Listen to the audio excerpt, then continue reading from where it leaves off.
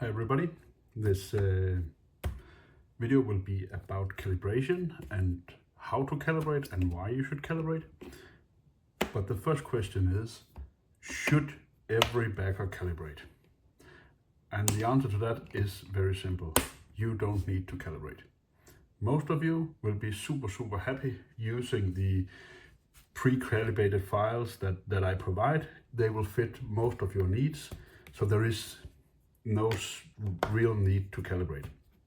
However, if you ask me, should you calibrate? I definitely think you should. You own a 3D printer. It's a superpower. There is no reason why you should settle with something that I was happy with or someone else was happy with.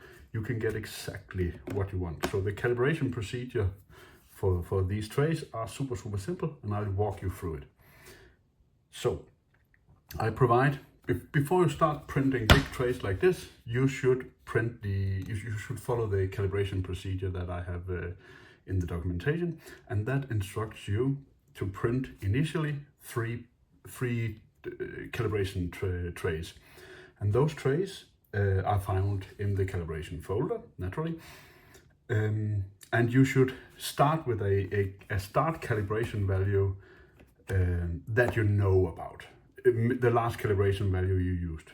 If you have never calibrated before, you should use the 0 mark as a starting point.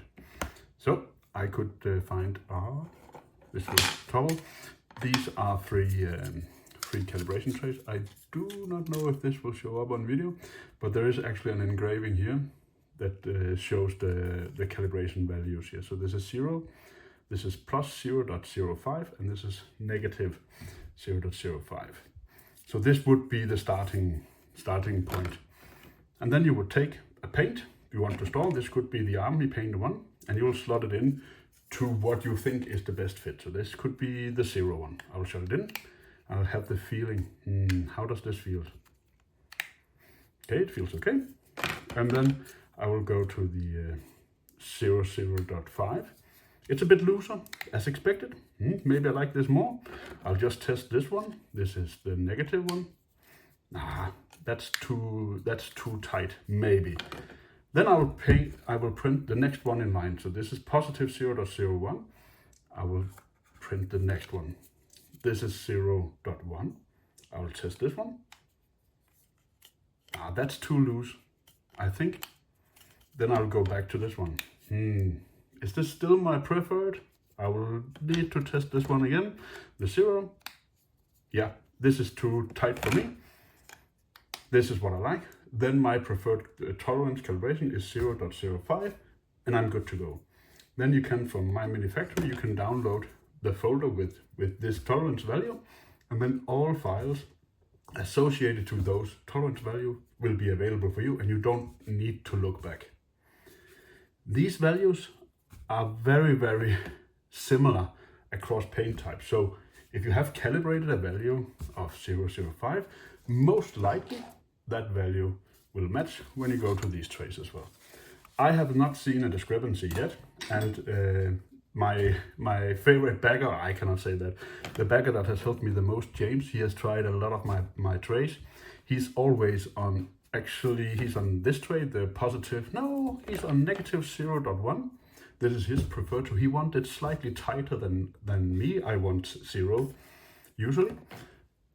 But across all paints, he always selects this one. So I think there's a fair good chance that once you have calibrated, you can stick with this value. But again, you have a 3D printer. Why not try it out?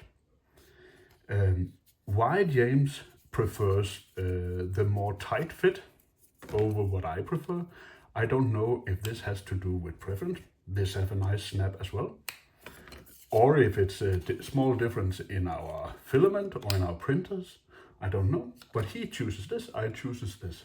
This is exactly what I'm aiming for. So I'm happy, and I definitely think you should calibrate as well. So the range that is available as default, I can extend this range. So minus 0.4 is the most tight tray I have, and just so you get an impression, this You can squeeze it in, you can see it flex here. This is not a nice fit. This will break the bottle eventually. So this is as tight as they go right now. And the loosest is this one. This is 0.4. You see this pops in and it's not secure anymore. I'm very, very positive that you can find a fit that matches your need. One thing that I forgot to mention, now I have tested with this wash from Army Painter. Paint bottles, even across Army Painter, are not the same. So it's a super good idea to take another one from Army Painter, have a squeeze. Okay, this is okay, nice. And if you want, as I do, you see I also store Vallejo paints here. Please test that as well. See if that is the fit you need. I have Reaper paints here as well. You see the fit is slightly different. They squeeze. This one doesn't squeeze on the lid. It actually squeezes on the bottle. So there are some subtle differences, but make sure. And this one is the crazy one. This is the dropper bottle from eBay that I bought a lot of. And it actually works as well. This fit might not be the best, but it's good enough for me right now. Okay, so happy calibrating, I think. Thank you for watching. So this is the entire calibration range that I provide initially. Again, if I need to go wider, we can do that. But this is from negative 0.4 to positive 0.4. And my paints are situated in the middle at 0, naturally. But just to give you an impression of the working range, so I can go to my negative 0.2 to positive 0.2. In that working range, or in that range, the tray still works fine. So if I go even further negative, they will become too tight, I think, and it's where it'll start damaging the bottles. And if I go above 0.2, it'll be so loose that that it can't hold paint securely any longer. So that is the working range, and you should expect to be sliding up and down this window. Also, the number on top, how to interpret that is in millimeters, but it is not just a simple scaling, and I have no real good way of describing this without providing you with the math behind it.